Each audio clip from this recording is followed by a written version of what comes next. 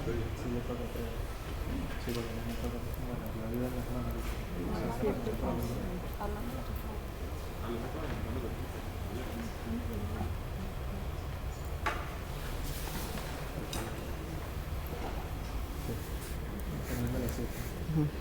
Sí, ok. Bueno, en la clase de ayer estábamos estudiando gases que tienen, vamos a empezar por aquí,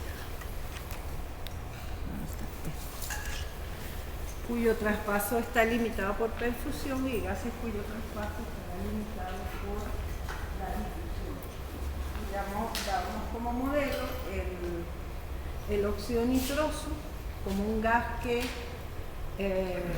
como no tiene reactante en sangre, pues adquiría la presión parcial alveolar inmediatamente en la primera, cuando nomás entraba el glóbulo rojo capilar, prácticamente en un tercio del tiempo capilar en reposo, se obtenía el equilibrio alveolar para este gas, comparado con el monóxido de carbono, que al unirse fuertemente a la hemoglobina y darse en cantidades muy pequeñas para evitar su toxicidad, entonces prácticamente el glóbulo rojo atravesaba el capilar y apenas se había una pequeña concentración de monóxido de carbono entre el plasma. Es decir, salía el glóbulo rojo prácticamente como entraba, en términos de presión parcial de monóxido de carbono. Nunca se lograba obtener la presión alveolar de monóxido de carbono.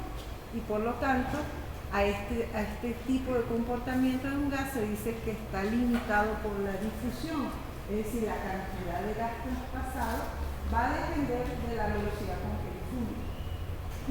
Y por supuesto, va a depender de la saturación del sistema con el que se está uniendo. Como nosotros no podemos dar monóxido de carbono para que la hemoglobina se sature, que es la que lo transporta, entonces, porque si un paciente muere, pues entonces las cantidades de monóxido de carbono que estamos suministrando son muy pequeñas y por lo tanto depende de su traspaso exclusivamente de la velocidad de difusión. ¿Ok? Y entonces decíamos al final de la clase de ayer que este gas era el que se usaba bajo esas condiciones de pequeñas concentraciones, se usaba para medir esa capacidad de difusión. Si bien vamos otra vez a la diapositiva anterior, no, esta no la tiene. Okay. Sí. Cuando examinábamos cómo se comportaba el oxígeno, decíamos que el oxígeno tardaba un poco más en adquirir la presión alveolar.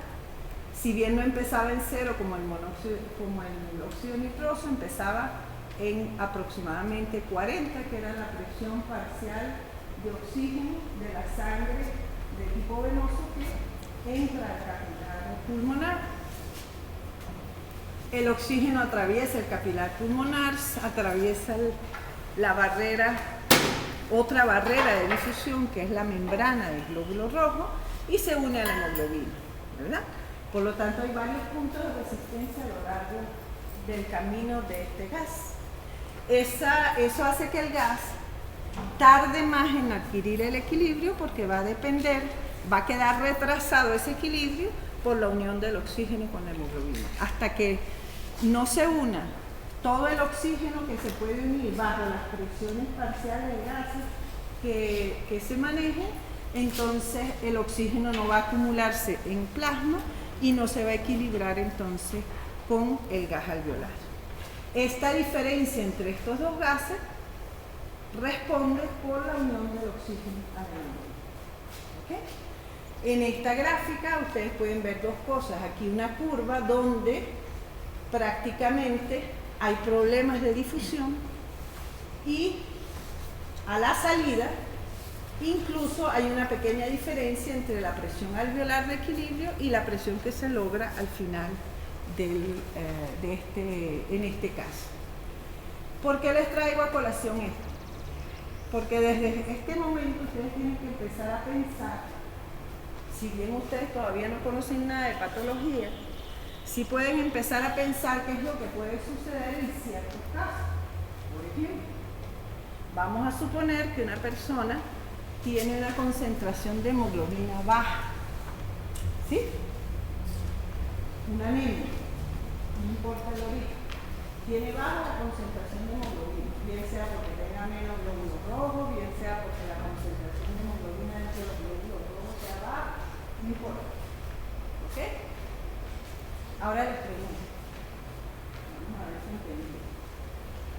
Esa persona no tiene problemas pulmonares, sus pulmones son sanos, el problema es sanguíneo.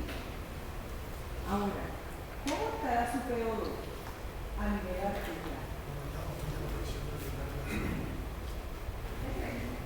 Sí, porque la hemoglobina es poca, se estima más rápido,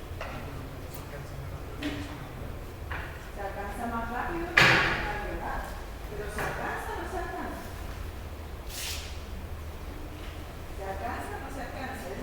La pregunta es ¿cómo está la PO2 arterial? Usted dice que va a estar con la arterial. La alveolar.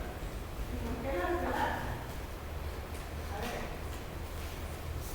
ver, piensen un poquito. Recuerden la ley de Henry que vimos en la clase anterior. La presión de un gas en un líquido. ¿Sí? Cuando se equilibra el gas con la fase gaseosa y la líquida, se dice que la presión del líquido equivale a la presión del gas de la fase gaseosa. ¿Sí? Entonces ahora díganme por qué entonces va a subir la presión alveolar. A ver, ¿o será que no sube? No, ¿verdad? A ver.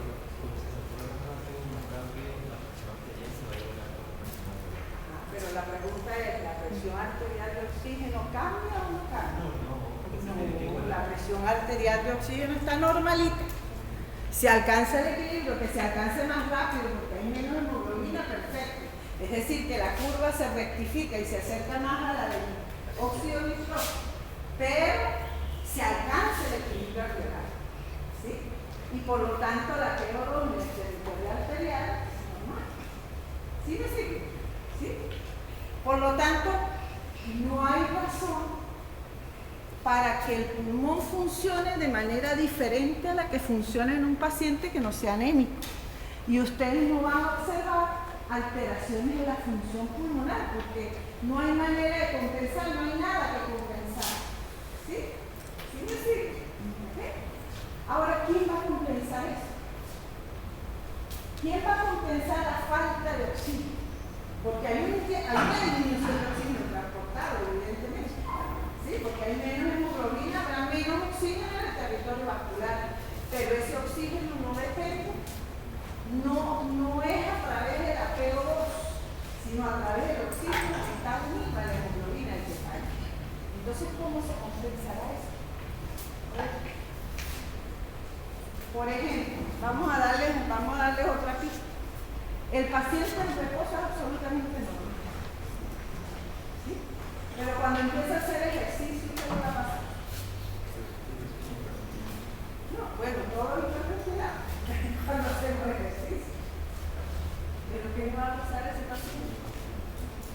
A ver, en cuanto a su capacidad para hacer ejercicio, está disminuida. ¿Okay? Y si nosotros examinamos a ese mismo paciente sin anemia y con anemia, para la misma carga de trabajo, el paciente con anemia tendrá una función cardiovascular aumentada, porque el único que puede compensar esa falla de transporte es el corazón. Y entonces hace que el gasto cardíaco aumente o circule la sangre más veces por minuto, de tal manera que se supla la falla de transporte. En las anemias graves, ustedes van a ver un aumento de la frecuencia cardíaca de reposo. ¿Sí? Pero no van a ver hiperventilación, porque de nada, porque la difusión no está alterada. Lo que está alterado es el transporte. ¿Sí, verdad? Cuando la difusión está alterada, ahí sí ustedes van a ver respuestas ventilatorias. Pero si la difusión es normal, no van a haber respuestas ventilatorias. ¿Por qué? Porque en el paciente anémico la PO2 es normal. ¿Sí? ¿Sí me sigue? Lo que puede variar es la PO2 en el territorio venoso. ¿Por qué?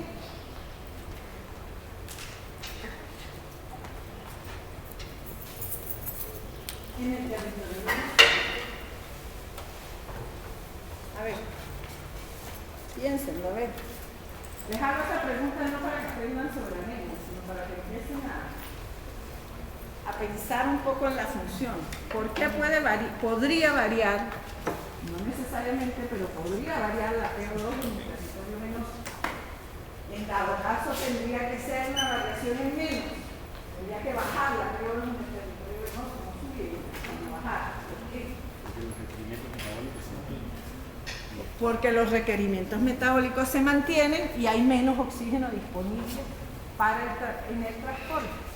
Entonces, si la anemia es exagerada, se compromete mucho el transporte de gases, entonces hay que extraer mucho más oxígeno de la sangre que viene.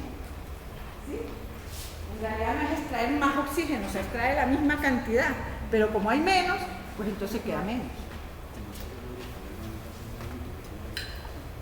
Hipertensión. Mayor frecuencia cardíaca, sí. Mayor frecuencia cardíaca de reposo en las anemias severas. Y sobre todo las anemias, bueno, en cualquier anemia que sea severa. Y dependiendo del momento o el periodo en que se estableció la anemia. Si es brusca o es crónica. Pero si entendieron hasta aquí, lo que me interesa es, porque siempre cuando se les pregunta, incluso cuando se les pregunta en patología, paciente anémico, no, que está hiperventilando, no tiene que hiperventilar, porque su PO2 es normal. La PO2 no depende de la hemoglobina, depende de la presión parcial de oxígeno alveolar y de la difusión, no del transportador. ¿Sí me sigue? Ahora bien, ustedes ven aquí en este gráfico que tenemos aquí una flechita que indica lo que se denomina reserva para la difusión. ¿Qué es la reserva de difusión? El tiempo que transcurre el glóbulo rojo dentro de un capilar pulmonar alveolar. Ese tiempo oscila para un gasto cardíaco de reposo aproximadamente en 0,75 segundos. El equilibrio alveolar para el oxígeno se alcanza aproximadamente en un tercio del tiempo capilar. Lo que quiere decir que tenemos prácticamente 2/3 partes del tiempo capilar en que el glóbulo rojo pasa sin que ocurra nada.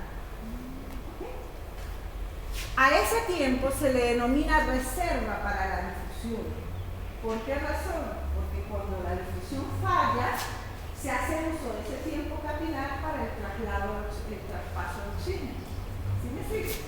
Y por eso entonces, por ejemplo, ustedes ven esta situación de difusión anormal que está usando todo el tiempo capilar para lograr llegar o acercarse a la PO2 de equilibrio. Y en este caso no lo logra. Pero pueden haber múltiples curvas entre esta curva, que es muy anormal, y cualquiera de las curvas que siguen, que serían también anormales, pero que utilizan distintos porcentajes de su reserva de difusión para lograr el equilibrio. ¿Sí me sigue? ¿Cómo sabemos que un pulmón está utilizando el tiempo capilar, la reserva de difusión para la función? Simplemente cuando lo estresamos. Cuando lo ponemos a hacer ejercicio y estresamos el sistema de tal manera que el tiempo capilar se reduce en la medida que aumenta la carga de trabajo, entonces aparece la PO2 baja. ¿Sí? Es decir, se pone en manifiesto el daño difusivo. ¿Sí me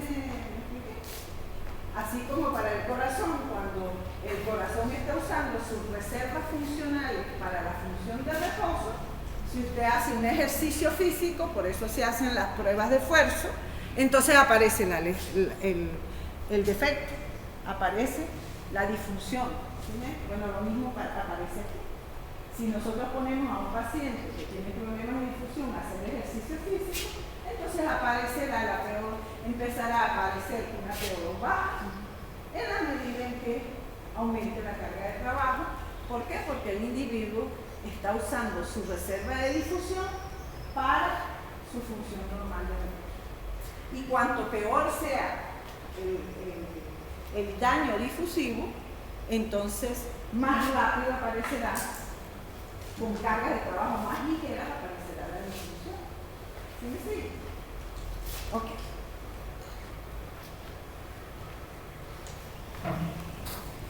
Eso fue lo que vimos ayer, ¿verdad?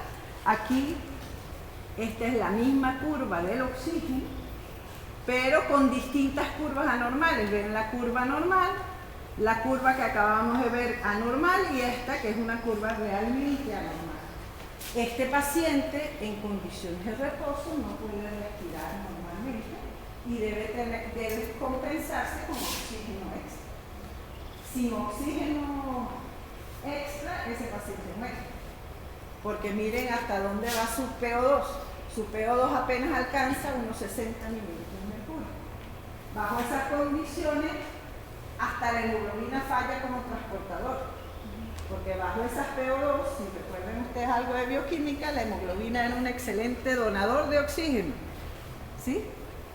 Y lo que necesitamos para como transportador es un transportador que acepte oxígeno, que lo guarde. ¿Sí?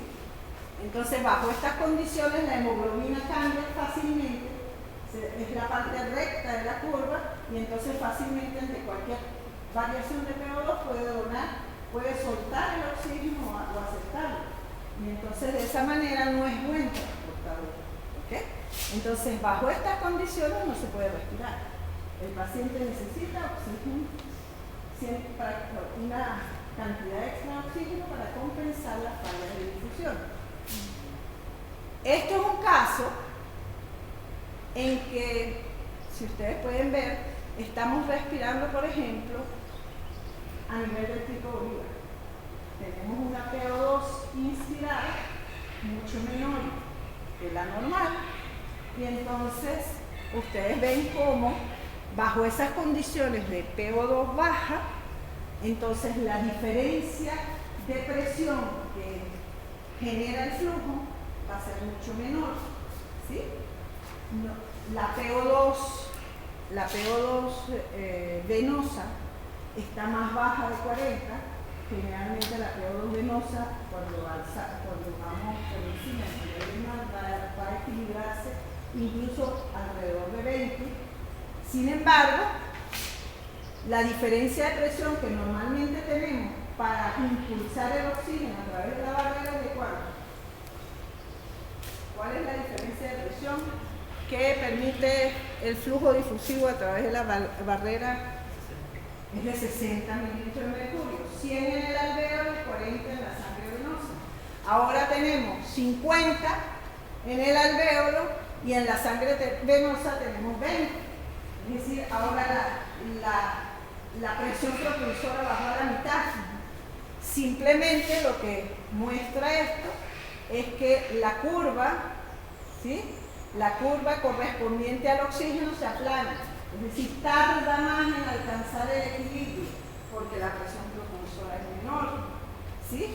Pero lo alcanza, es decir, hace uso de la reserva para la difusión, para la función normal. Y por esa razón, nuestra capacidad para hacer trabajo físico en la altura se reduce. En las alturas elevadas. No en las moderadas, pero en las elevadas, donde la presión parcial de oxígeno es tan baja, nuestra capacidad para hacer trabajo está reducida porque para la función normal de reposo hacemos uso de la reserva de difusión. Y como nuestra reserva cada vez es más pequeña y es la que se usa durante el ejercicio, pues entonces nuestra capacidad de hacer ejercicio disminuye. ¿Sí? Y por esa razón, los pacientes con enfermedad pulmonar, con problemas de difusión, pues no pueden desplazarse o se descompensa en la altura. Entonces ustedes, más de una persona aquí tendrá un abuelito o una abuelita que vive en el llano y que no puede venir a visitarlos aquí, porque cada vez que viene a visitarlos aquí termina en el hospital. Se descompensa. ¿Y por qué se descompensa? Porque entonces si antes, por ejemplo, este pulmón estaba compensado en reposo, en la altura está completamente descompensado. Se le va a acabar la pila. ¿Sí lo ven? Esta es la curva que ocurre en la altura para este paciente con esta descompensación. Aquí él podría vivir más o menos normal en reposo. Pero aquí ya tiene fallas importantes en la difusión que hacen que aún no se equilibre con la presión alveolar, por lo tanto la presión es todavía más baja en el territorio del mundo. ¿Okay? Y por supuesto este paciente pues ni soñar, ya este paciente si necesitaba oxígeno en condiciones de reposo, pues en esas condiciones pues se muere prácticamente. ¿Sí? En estas condiciones no puede respirar. Sí. ¿Okay? Esto simplemente para mostrarles cómo, ¿verdad? Cómo las condiciones de PO2 baja, ¿sí?, hacen que el sistema se estrese como si estuviera en ejercicio. ¿Okay? De tal manera que para el reposo se hacen uso de las reservas de los órganos fundamentales como son el corazón y los pulmones para poder funcionar en reposo. Como las reservas están siendo usadas para el reposo o partes de ellas para el reposo, la cantidad de ejercicio que puede hacer será menor en proporción del uso que tienen las reservas en reposo.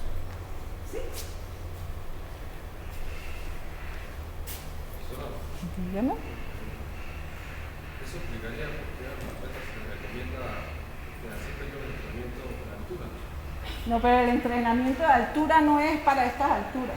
Esto es una PO2 para alturas de 5.000 metros. El entrenamiento de altura se hace alrededor de entre el rango de 2.000 a 3.000 metros, más cerca de 2.000 que de los 3.000, donde la PO2 alveolar de equilibrio es mucho mayor. ¿Okay? Eso se hace con el objeto de tener los entrenamientos en modelada altura. Duran aproximadamente unas 3 semanas, periodo de 3 semanas, que es el tiempo necesario para que se produzcan glóbulos rojos nuevos. ¿Sí? Son 21 días. Y entonces los glóbulos, la hipoxia relativa, o la disminución, la hipoxemia relativa, por la baja concentración de oxígeno ambiental, es un estímulo para la producción de glóbulos rojos. Entonces lo que logra es que se produzcan más glóbulos rojos y entonces cuando bajas y compites abajo, a una altura inferior, entonces tienes más transportador. Pero eso no a todo el mundo le mejora el rendimiento porque aumenta la viscosidad de la sangre y entonces se aumentan las resistencias. Entonces, a algunos jugadores eso les sirve, pero a muchos otros no. ¿Okay? Y además los glóbulos rojos en exceso, digamos, son recogidos, ¿sí?, en el sistema. Entonces, pero eso se llama un doping fisiológico. ¿Sí? ¿Sí? Ok, dígame. Pero en el caso de que sea un jugador que está por llegar en el llano y viene a competir aquí, claro, si viene a competir aquí necesita un periodo de adaptación. Y ese periodo de adaptación es más o menos de 3 semanas a un mes. Ajá. Pero a él se está refiriendo a... ¿Cómo? Porque se adaptaba a estar muy densa arriba en la altura. ¿Cómo? Que la sangre de esa altura se haría más densa cuando baja. No, pues la sangre se hace más viscosa, no, arriba y abajo, porque cuando aumenta la cantidad de glóbulos rojos, la sangre se hace más viscosa. En la altura es más O sea, es mayor el beneficio que la desventaja. ¿Por qué? Porque aumentas el transportador y por lo tanto compensas la falla con transporte.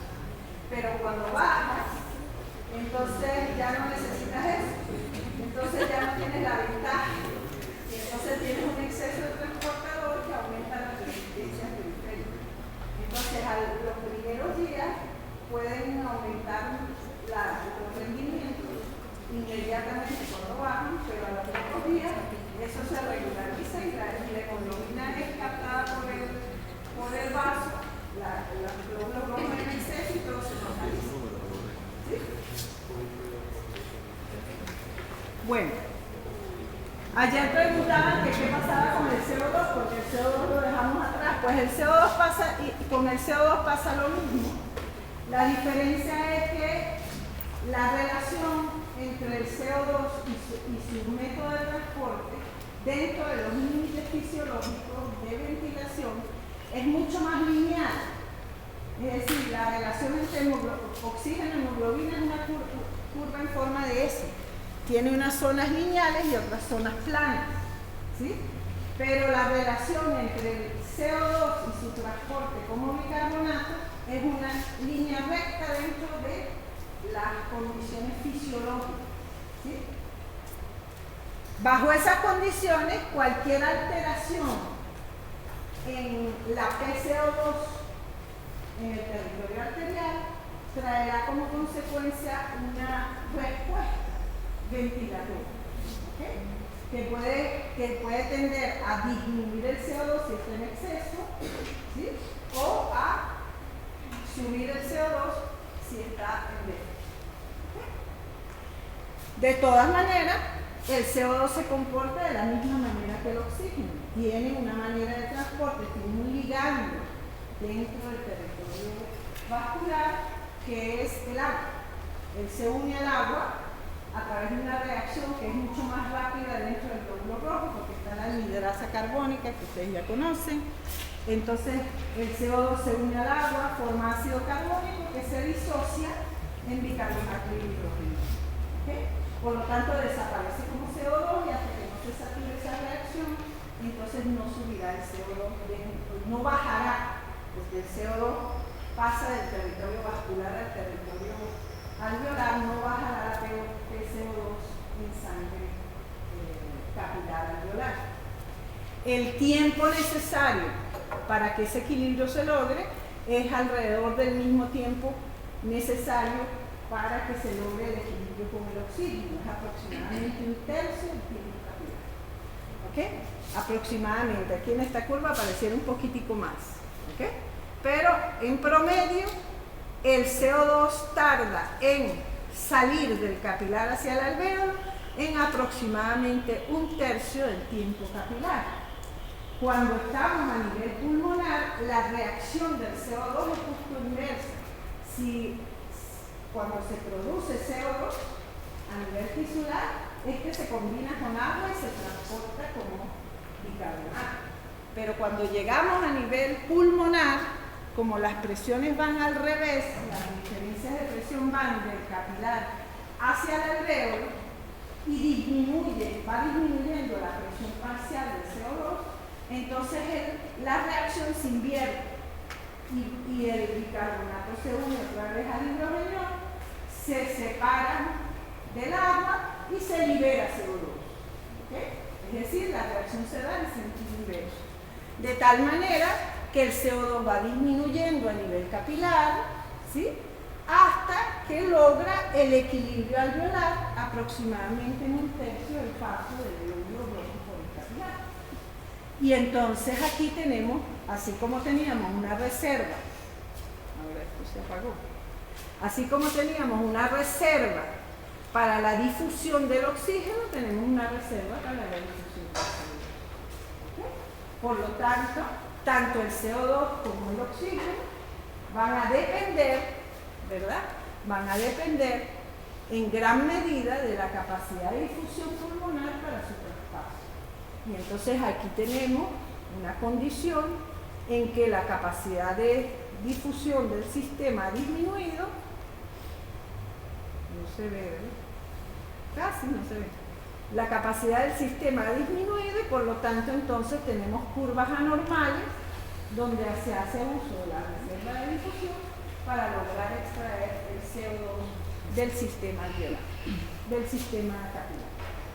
¿Sí me sigue hasta aquí?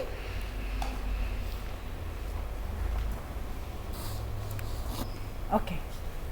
Como decíamos ayer, el monóxido de carbono se usa para medir la capacidad de difusión pulmonar por las razones que ya explicamos, porque es un gas cuyo traspaso depende o está limitado por la difusión. Si la difusión aumenta, aumenta el traspaso. Si la difusión baja, baja el traspaso. ¿Ok? Ahora, ¿cómo se puede medir esa capacidad de difusión? Bueno, el volumen de nosotros vimos que el volumen de un gas o la masa de un gas traspasado por cualquier barrera para la difusión va a depender del principio de Fick. Y este depende de la difusibilidad del gas, del área de superficie, del espesor de la membrana a través de la cual va a pasar el gas y de la diferencia de presión a ambos lados de la membrana. En nuestro caso, para el oxígeno, será la diferencia de presión entre el alvéolo y la presión parcial de oxígeno dentro del glóbulo rojo, porque todo ese camino sigue el oxígeno. ¿Sí? Para el caso del CO2 pasa lo mismo, desde el glóbulo rojo hacia el alvéolo. ¿Okay? Como esta es para un gas cualquiera, la difusibilidad del área y el espesor de la membrana son constantes, ¿sí?, para un determinado gas. Entonces a estos factores en conjunto los podemos llamar difusión o capacidad de difusión pulmonar para ese gas. ¿Sí? Es decir, yo puedo juntar todos estos factores en uno solo que voy a llamarlo capacidad de difusión del pulmón para ese gas. ¿Sí? Por lo tanto, entonces, el principio de Fick se simplifica y dice ahora volumen de un gas traspasado por unidad de tiempo. Ay, esto como que le fueron las pilas.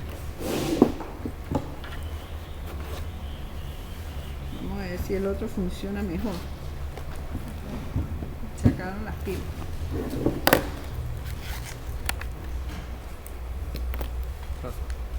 ¿Ah? Hay que colocarle el... Sí, pero ya va. No, pero es que de todas maneras eso no funciona. ¿Y este sí se ve? Sí, bueno, este se ve un poquito mejor.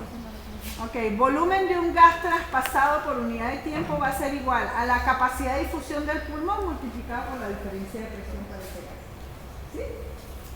Porque hemos unido todos estos factores como factores constantes. El área de superficie del pulmón que se va a analizar no cambia, el espesor no cambia y la capacidad de difusión que tiene el pulmón para ese gas, la difusibilidad de ese gas en esa membrana, pues no cambia. Por lo tanto, se pueden considerar constantes y englobarlos todos en un concepto que sería la capacidad de difusión pulmonar para ese gas. Bueno, si de aquí despejamos capacidad de difusión, nos queda que la capacidad de difusión va a ser igual al volumen de gas traspasado sobre la diferencia de presión. Por las razones que ya expusimos, se usa monóxido de carbono y por lo tanto el monóxido de carbono, la capacidad de difusión será igual al volumen de monóxido de carbono traspasado a través de la membrana entre la diferencia de presión de monóxido de carbono entre el gas alveolar y el gas que se encuentre o que se traspase al territorio vascular, que sería presión arterial de monóxido de carbono. Como la presión arterial de monóxido de carbono, como vimos en las gráficas anteriores, prácticamente se mantiene en cero, ¿sí? Entonces podemos eliminar este factor de medida, ¿sí? Eliminamos esto porque esto es equivalente a cero. Y como es equivalente a cero, entonces nos queda que la capacidad de difusión del pulmón va a ser igual al volumen de CO2 traspasado dividido por la presión de CO2, no, perdón, de monóxido de carbono. Volumen del monóxido de carbono traspasado volumen de monóxido de carbono traspasado sobre presión alveolar de monóxido de carbono, ya que la presión arterial es cero. Y en función de esto, entonces se hace el test con monóxido de carbono.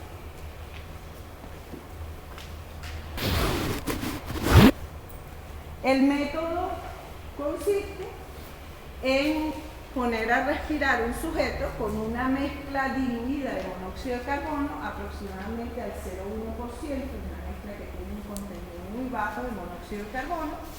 El tiempo es de alrededor de medio minuto hasta que se alcanza un estado estable. ¿Sí?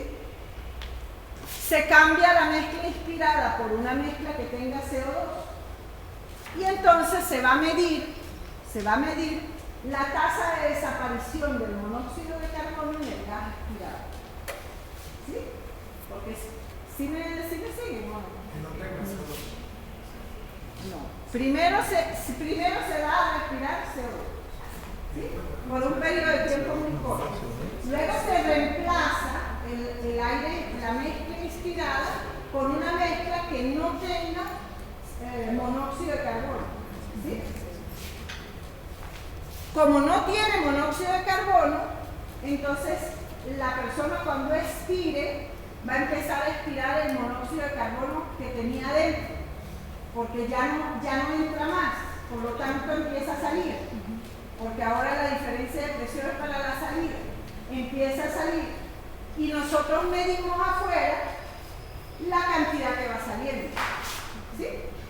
Al medir la cantidad que va saliendo, en un periodo de aproximadamente 10 segundos al final de la expiración, entonces ese valor es el volumen de CO2 de monóxido de carbono traspasado.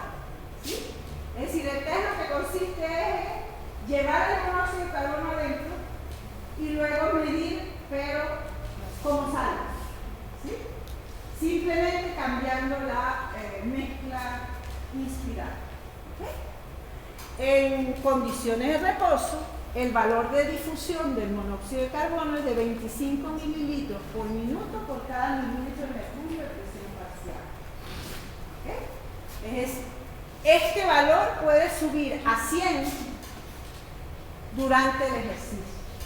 Y la razón por la que sube a 100 durante el ejercicio, o puede subir a 100 durante el ejercicio, es doble. Pero la principal se llama fenómeno de reclutamiento, que es lo que vamos a estudiar hoy, cuando veamos circulación pulmonar. El fenómeno de reclutamiento se debe a que durante el ejercicio, como sube la presión arterial, sube el flujo, entonces capilares que estaban cerrados, que no estaban funcionando, de pronto se abren. Y al abrirse aumenta el área de superficie para la difusión y por lo tanto aumenta la difusión. ¿Sí? Ese es uno de los factores. Y en segundo lugar, aumenta también por estiramiento la distensión de los capilares. ¿Okay? Porque los volúmenes que se manejan son más grandes que los otros. ¿Okay? Eso lo vamos a estudiar con más detalle a continuación cuando veamos circulación pulmonar.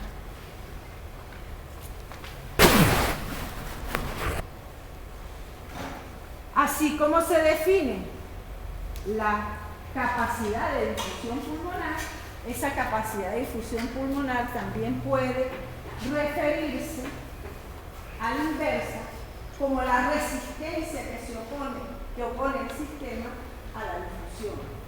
Entonces, la capacidad de difusión pulmonar, que es igual al volumen de gas traspasado dividido por la diferencia de presión, cuando se define en términos de resistencia será el inverso. ¿Okay? Y el inverso será igual a 1 sobre capacidad pulmonar para la difusión y por lo tanto será igual a diferencia de presión sobre volumen de gas traspasado. Cuando se examinan las resistencias a la difusión, se pueden observar dos grandes resistencias para la difusión. Una que es la barrera alveolo-capilar. ¿Okay? Y la otra es la referida a la reacción con el transportador. ¿Ok? En otras palabras, la velocidad con que ocurre la unión de la hemoglobina con el oxígeno es uno de los factores que va a cambiar, es uno de los factores de resistencia que retarda la difusión. ¿Sí me sigue? Y ese factor puede discriminarse, y entonces podemos decir que esto que representa la resistencia a la difusión va a ser igual a la resistencia de la membrana sobre la resistencia específica relacionada con la unión de la hemoglobina transportada. ¿Ok? Eso sí, con esto terminamos la parte de difusión y pasaremos a la segunda parte de la clase. Si ustedes quieren, cambiamos la diapositiva. Eso era lo que faltaba para la clase de ayer, que no pudimos terminar.